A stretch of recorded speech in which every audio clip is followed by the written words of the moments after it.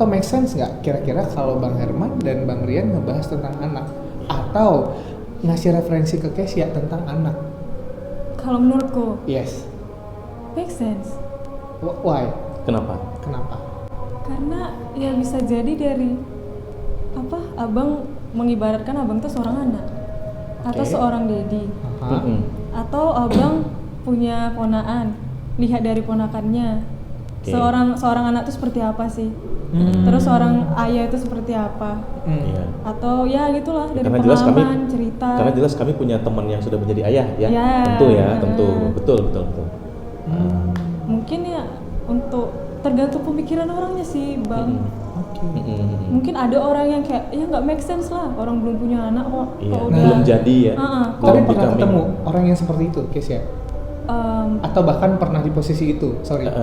Di hal yang berbeda, mungkin pernah Kalau ya. aku belum. Oh belum. Tapi kalau di pelajaran di kampus dulu, kan dosennya itu psikolog juga. Oke. Ya. Nah dia itu waktu itu cerita dosenku. Yang Itu mana tuh- ini Kesya emang jurusan psikolog ya? Iya. Oke. Dan itu tuh waktu tuh lagi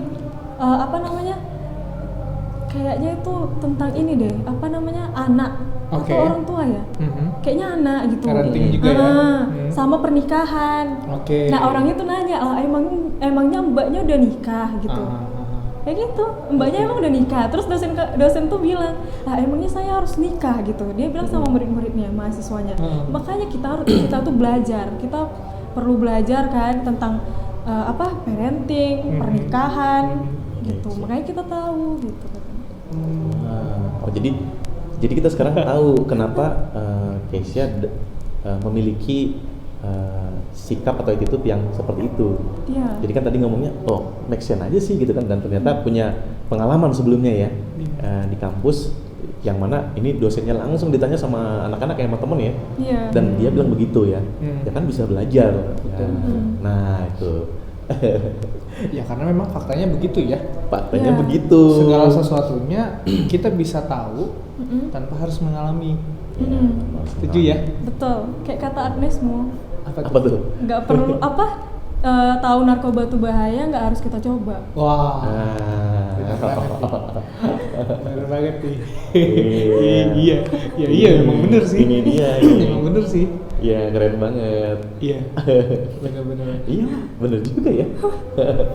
Tetapi melalui ya itu tadi ya, yang sifatnya belajar informasi, Iya. dari situ kita dapat mengetahui ya bahwasannya itu berbahaya gitu kan. Dan itu mencakup semua hal Iya. yang ada di dunia ini ya. Iya. Bukan hanya pelajaran gitu loh. Iya Pengalaman kan? sih paling Iya. paling berpengaruh. Betul.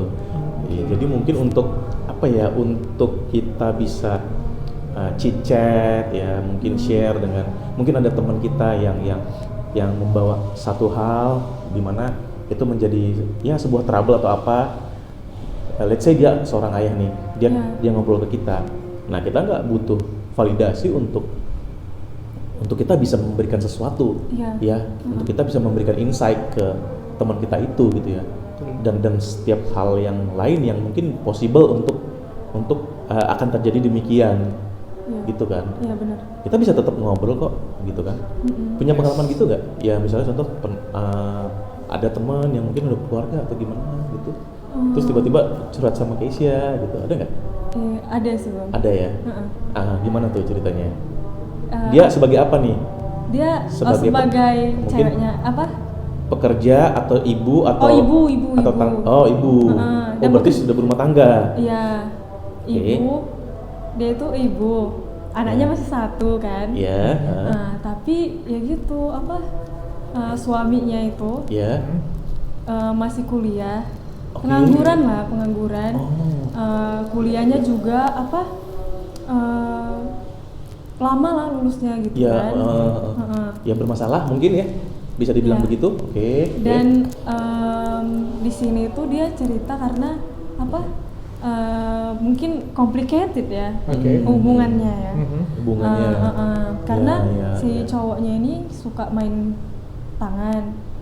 Kasar Main tangan. KDRT ya. KDRT gitu Iya. kan. Sampai ya dia cerita sama aku nggak sekali 2 kali lah gitu. Dan dia aku pernah aku bilang gini, aku boleh kasih saran nggak gitu kan? Oke. Dia langsung bilang gini, kalau buat ninggalin dia enggak sih kak katanya. Oh. Terus aku aku nggak pernah membahas itu lagi. Membahas apa, ya udah sih tinggalin gitu kan, emang ya kita gampang sih ngomongnya kan. Nah kalau di dia banyak pertimbangan, dia bilang anakku cewek kak, butuh kasih sayang dari figur. bapaknya, butuh figur ayah, kasihan nanti gitulah. Terus ya salut juga sih, dia hebat sih menurutku. Tapi tadi nggak dilarang ya sama dia?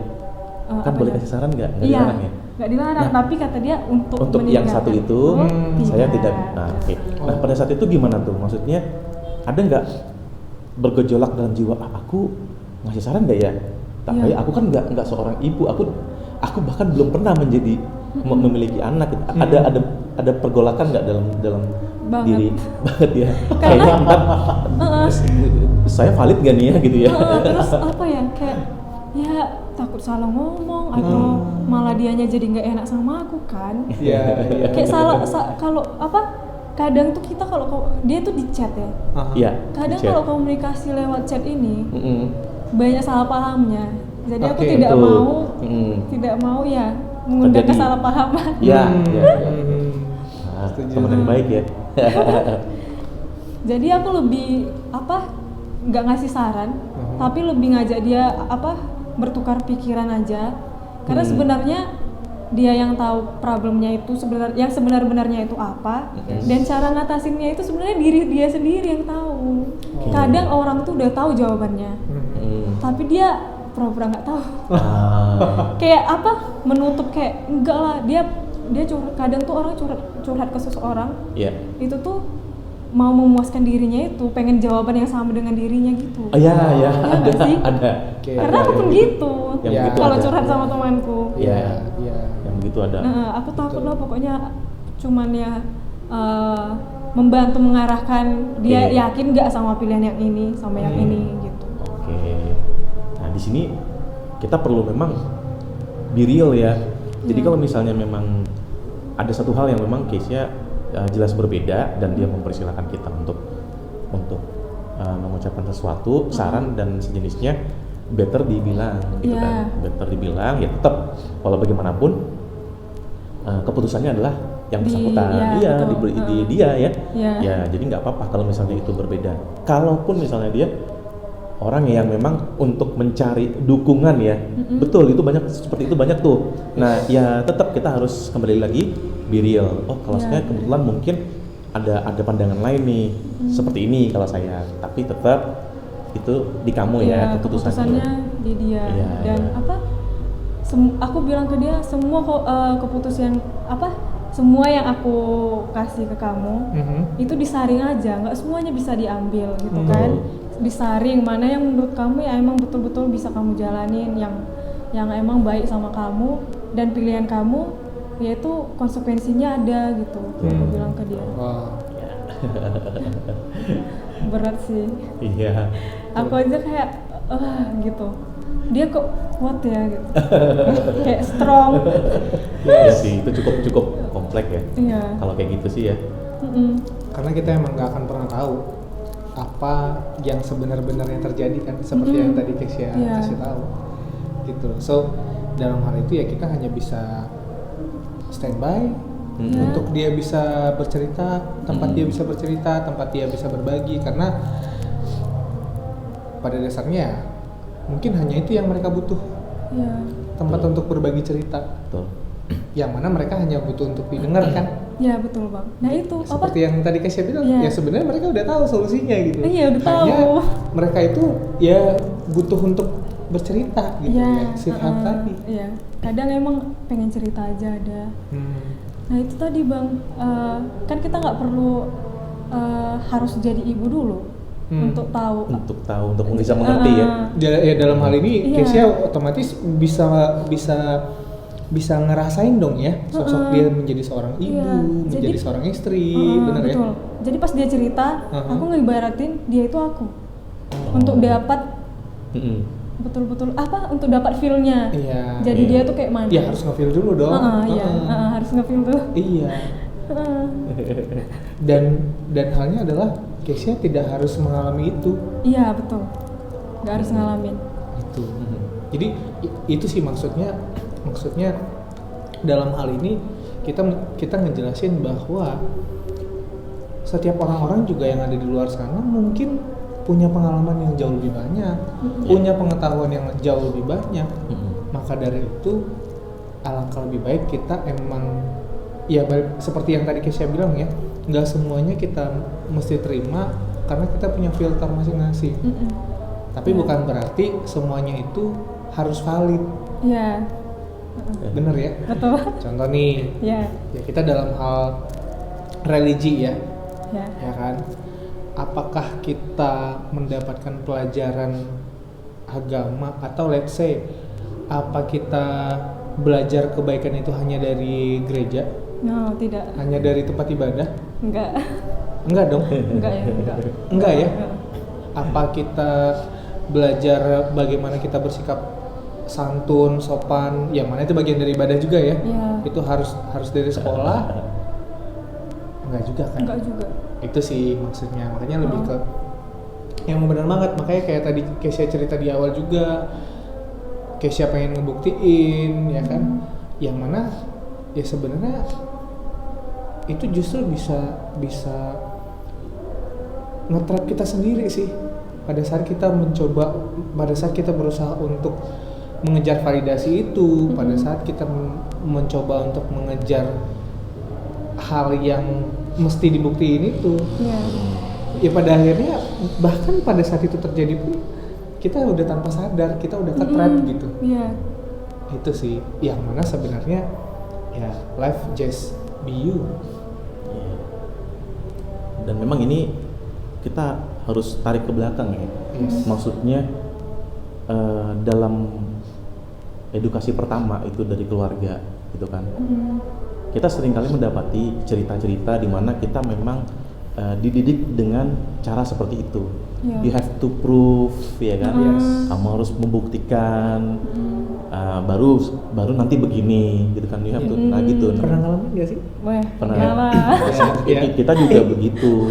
Betul, ya dari sekolah mungkin. Kamu harus sekolah ini, buktiin dulu, gitu kuliah kan? Mungkin ya kamu harus kuliah ini, bahkan sampai kerja, bahkan sampai ya sorry to say pernikahan, anak, keluarga itu juga. Itu berkaitan banget, semua kayak chain lah, semua kayak rantai.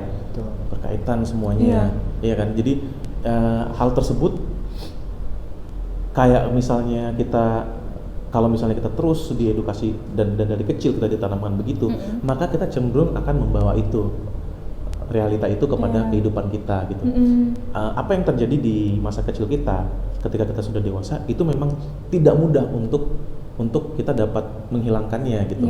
Ya berarti saya harus perlu membuktikan sesuatu sih. Pada dasarnya untuk membuktikan itu tidak salah. Tapi kamu harus tahu dulu titik start kamu. Gitu. Titik start kamu adalah kamu tidak perlu membuktikan apapun. Kamu tidak perlu membuktikan apapun.